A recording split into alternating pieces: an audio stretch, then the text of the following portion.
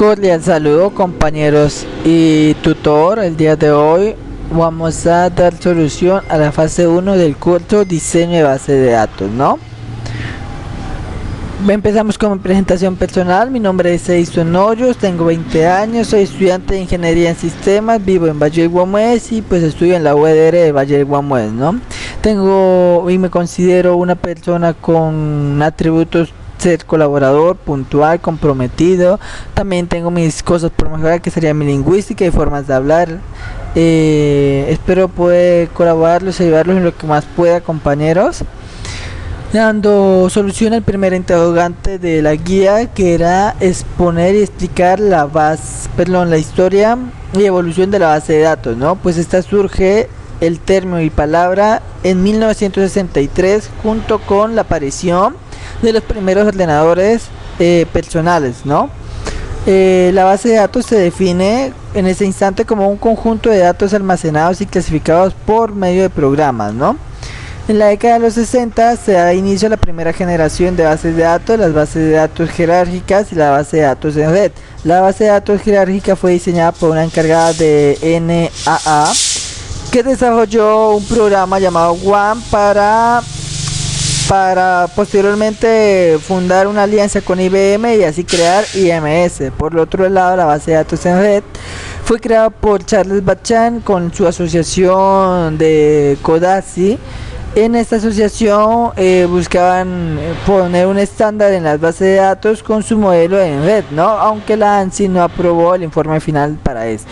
En la década de los 70 tenemos la segunda generación de base de datos fundada por Ellison Larry, que toma las ideas del libro Un modelo relacional de datos para grandes bancos de datos compartidos, ¿no? Fundado y escrito por el científico informático Edgar Frankfurt, ¿no? Este tipo de base de datos relacional son datos que se encuentran almacenados en tablas. Para la década de los 80 y los 90 ya se presenta un nuevo lenguaje de programación, SQL, ¿no? Y esto hace que el modelo relacional de base de datos tenga popularidad para hacer un sistema de tablas, lo que le da el impulso a Microsoft de ofrecer en su paquete de Office lo que es Excel y Access, ¿no? Y esto se lo conoce como la tercera generación de base de datos, que son bases de datos orientadas a objetos, ¿no? Luego tenemos el siglo XXI. En el siglo XXI tenemos que hay una alta demanda digital para las bases de datos, puesto que ya no da abasto solo con las grandes empresas que son Oracle, IBM y Microsoft, y pues aquí se gestionan proyectos distintos para seguir sustentando las novedades y actualizaciones futuras de las bases de datos, proyectos como Linku, que ayudan a orientar datos externos a los objetos de datos. Ahora pasamos a los conceptos a enfatizar, ¿no? Aquí vamos a enfatizar sobre qué es base de datos jerárquica. Para empezar, base de datos jerárquica es como si fuera un árbol, ¿no? En donde tiene su raíz, que es el punto de inicio, y de ahí sus ramas se extienden, y dichas ramas se vuelven y se extienden, que serían los hijos, ¿no?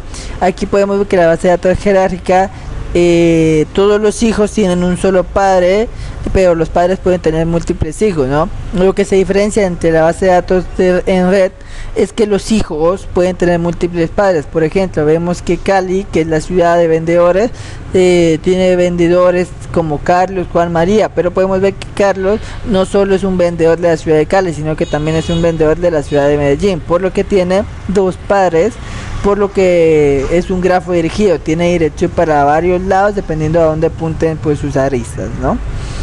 Por otro lado, pasamos a la base de datos relacional, es donde se trata el manejo de datos por tablas, donde hay columnas y filas, ¿no? Y pues su nombre lo dice, tiene relaciones que pueden ser de una a muchos, de muchos a muchos o de uno a uno. También tenemos SQL, que es un lenguaje de programación que se había mencionado poca gente. Este lenguaje de programación está encargado de la estructuración de los datos para facilitar el ingreso y utilización de los mismos, ¿no? Tenemos la World Wide Web, que es la mayor base de datos para buscadores. Tenemos el ISO, que es la Organización Internacional de Normalización, y el ANSI, que es el Instituto Nacional Estadounidense de Estándares. Estos dos se encargan de formar estándares de calidad para una mejor comprensión de cada estándar.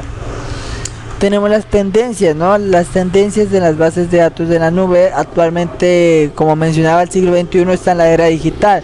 Por lo tanto, sus tendencias se giran en torno a la nube y al almacenamiento simultáneo desde cualquier punto. No se necesita actualmente tener un servidor físico que almacene la base de datos, sino que puede estar conectado con el servicio de Core Computing, el cual nos ofrece pues almacenar datos en la nube de manera online y recuperarlos desde cualquier punto para poder operar con ellos. Algunos ejemplos es que tenemos licencias tipo SaaS, que son programas como Microsoft SQL Server, Amazon Aurora y PostgreSQL, o como tipo IaaS, que nos permite almacenar bases de datos en sus servidores a bajo costo y solo pagamos lo que utilizamos.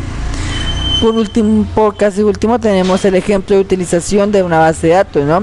Conozco desde mi punto de vista como persona que trabaja con servicios de televisión e internet. En mi caso trabajamos con DirecTV a punto de venta. Aquí manejamos lo que es una base de datos para la identificación de usuarios y el manejo de datos para cobros, facturación y entrega de servicio, ¿no? Podemos ver en la imagen cómo el portal principal de DirecTV nos solicita un correo electrónico y una contraseña. Es por lo que ya tenemos que estar previamente registrado, y ese registro se almacena en una base de datos, la cual el sistema debe buscar para confirmar si en persona existe y tiene un servicio con DirecTV, ¿no? Esta base de datos de DirecTV es tan grande y es de manera online, puesto que sus sucursales y puntos de venta se distribuyen por todo el país y no hay un servidor físico en cada lado, sino que se conectan de manera online.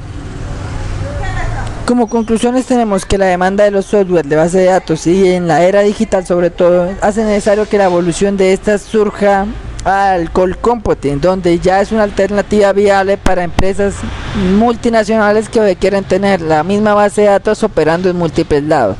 Por otro lado, sabemos que el modelo relacional de base de datos es el más utilizado, por lo que es más fácil su gestión, reacomodación y eliminación de datos en variables sin perjudicar toda la base de datos, ¿no?